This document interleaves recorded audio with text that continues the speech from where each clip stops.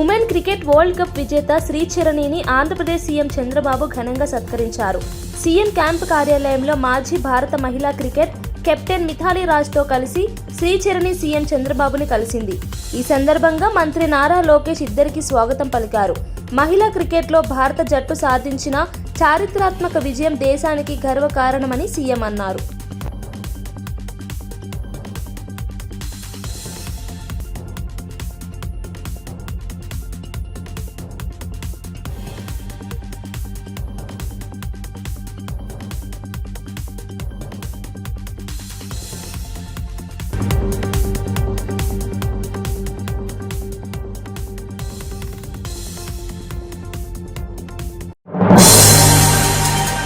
జూబ్లీహిల్స్ ఉప ఎన్నికల నేపథ్యంలో యూసఫ్గూడలో టీవీ సీరియల్స్ ఫెడరేషన్ సభ్యులతో మంత్రి పొన్నం ప్రభాకర్, చిన్న శ్రీశైలం యాదవ్, నటుడు సుమన్ మరియు ఇతర నేతలు సమావేశమయ్యారు.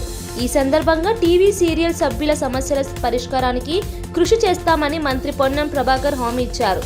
ఉప ఎన్నికల్లో కాంగ్రెస్ పార్టీ అభ్యర్థి నవీన్ యాదవ్కు తమ మద్దతు ప్రకటిస్తూ టీవీ సీరియల్ ఫెడరేషన్ ఏకగ్రీవంగా తీర్మానం చేసింది.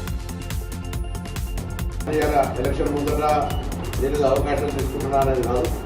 నేను కూడా ప్రభుత్వం ఏర్పడతాను 3 నెలల ఏర్పడినప్పుడు నేనే ఇన్ఛార్జ్ మంత్రి హైదరాబాద్. అందుకని అమ్మాయిని అన్నం పెట్టాలి. మరి అడిగితే అమ్మాయిని పెట్టాలి. మీరు ఎప్పుడు అడిగినే పోతుంది. మీరు వచ్చి ఎప్పుడన్నా అడిగి. జూబ్లీహిల్స్ ద్వారకా నగర్లోని సాగి రామకృష్ణ రాజు ఫంక్షన్ హాల్లో గౌడ కులస్తుల సమ్మేళనం ఘనంగా జరిగింది. పెద్ద ఎత్తున గౌడ కులస్తులు పాల్గొన్న ఈ కార్యక్రమానికి ముఖ్య అతిథిగా మధుయాష్కి గౌడ్ హాజరయ్యారు. ఈ సందర్భంగా మాట్లాడుతూ గౌడ కమ్యూనిటీతో పాటు ఇతర బడుగు బలహీన వర్గాలకు కూడా కాంగ్రెస్ పార్టీ ఎల్లప్పుడూ అండగా ఉంటుందని తెలిపారు. జూబ్లీహిల్స్లో కాంగ్రెస్ పార్టీ అభ్యర్థి నవీన్ యాదవ్ అందరికీ అందుబాటులో ఉంటూ ప్రజలకు సహాయం చేస్తున్నారని ఆయన అన్నారు. బలహీన వర్గాలకు సంబంధించిన వ్యక్తులందరూ కూడా ఎస్సీ, ఎస్టీ, బీసీ, మైనార్టీ వర్గాలు ముఖ్యంగా మాకు పార్టీ ఎప్పుడు అంటూ ఉంటుంది, నీకు టికెట్ ఇస్తే గెలవరంటారు. సో ఇవాళ ఎస్పెషల్లీ ఈ వీకర్ సెక్షన్స్ బీసీల మీద పూర్తి బాధ్యత. రేపు అధినాయకత్వంతో కొన్ని సమస్యలు ఉన్నాయి మాట్లాడడానికి. మా గౌడ కులస్తులు కూడా ఇబ్బందులు ఉన్నాయి. అవన్నీ పరిష్కరించాలంటే ప్రభుత్వం పరిష్కరిస్తుంది. ఇక్కడ రాష్ట్రంలో ఇన్ఛార్జ్ హైదరాబాద్ ఇన్ఛార్జ్ మంత్రిగా పొన్నం ప్రభాకర్ గౌడ్ ఉన్నాడు. రాష్ట్ర అధ్యక్షుడు మహేష్ కుమార్ గౌడ్ ఉన్నాడు. నేను క్యాంపెయిన్ కమిటీ చైర్మన్గా కూడా డైరెక్ట్ ముఖ్యమంత్రి గారితో మాట్లాడి పరిష్కరించుకునేంత సత్తా ఉన్నది. కాబట్టి మా గౌడ కులస్తులనే కాకుండా జూబ్లీహిల్స్ అసెంబ్లీ ఉప ఎన్నికల ప్రచారంలో భాగంగా రహమత్ నగర్ డివిజన్లో బీజేపీ నేత మల్కాజ్గిరి పార్లమెంట్ సభ్యుడు ఈటెల రాజేందర్ పాదయాత్ర నిర్వహించి ఇంటింటి ప్రచారం చేపట్టారు. ఈ సందర్భంగా మీడియాతో మాట్లాడుతూ రహమత్ నగర్లో వారం రోజులుగా ప్రజల్లోకి వెళ్తున్నానని తెలిపారు. ప్రతి ఇంట్లోనూ ప్రజలు కాంగ్రెస్, టీఆర్ఎస్ పార్టీల ఆర్భాటాలపై విసుగుగా ఉన్నారని చెప్పారు. గత 10 ఏళ్ల బీఆర్ఎస్ పాలనలో ప్రజలకు ప్రయోజనం చేకూరలేదని, కాంగ్రెస్ ప్రభుత్వం 2 ఏళ్లైనా హామీలు నెరవేర్చలేదని విమర్శించారు. రహమత్ నగర్ డివిజన్లో 6-7 రోజులుగా నేను ప్రచారంలో ప్రత్యక్షంగా ఉన్నా. ఈ డివిజన్లో ఏ ఇంటికి పోయినా కూడా కాంగ్రెస్ పార్టీకి, బీఆర్ఎస్ పార్టీకి బయట ఆర్భాటం కనపడుతున్నప్పటికీ ఓటు మాత్రం బీజేపీకి ఇస్తామనేటువంటి మాట చెప్తా ఉన్నారు. రెండవది, గతంలో 10 సంవత్సరాలు బీఆర్ఎస్ పార్టీ పాలిస్తే నాకు వందే మాతరం గేయం కేవలం పాట మాత్రమే కాదు, అది ఒక స్వప్నం, ఒక సంకల్పం, ఒక మంత్రమని ప్రధాని నరేంద్ర మోదీ అన్నారు. దేశమాతకు అర్పించిన ఈ గేయం ప్రతి భారతీయుడిలో దేశభక్తిని రగిలిస్తుందని ఆయన పేర్కొన్నారు.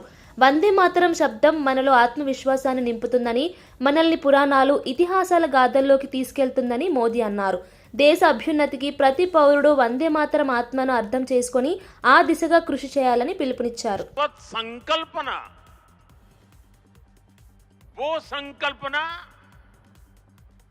जिसने मानवता के प्रथम पहर से खुद को गढ़ना शुरू कर दिया,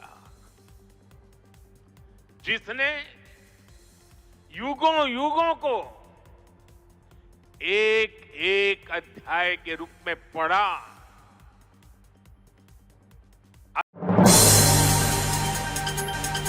జాతీయ గీతం వందే మాతరం రచించి 150 సంవత్సరాలు పూర్తయిన సందర్భంగా రాష్ట్ర ప్రభుత్వం ఆదేశాల మేరకు సంగారెడ్డి పట్టణంలోని జిల్లా పరిషత్ బాలికల ఉన్నత పాఠశాలలో సామూహిక గీతాలాపన కార్యక్రమం ఘనంగా జరిగింది. కార్యక్రమానికి ప్రధాన అతిథిగా జిల్లా కలెక్టర్ పి ప్రావీణ్య హాజరై విద్యార్థులతో కలిసి వందే మాతరాన్ని ఆలపించారు. ఈ సందర్భంగా కలెక్టర్ మాట్లాడుతూ వందే మాతరం గేయంలోని ప్రతి పదం దేశభక్తి భావంతో నిండి ఉందన్నారు.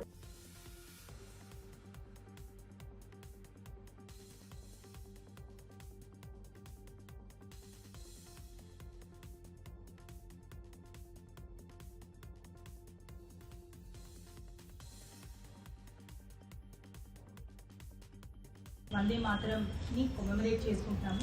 రోజు మనం నేషనల్ యాంథమ్ పాడుతూ ఉంటాము, కొన్ని స్కూల్స్లో నేషనల్ సాంగ్ అనేది కూడా మీరు రోజు పాడుతూ ఉంటాము.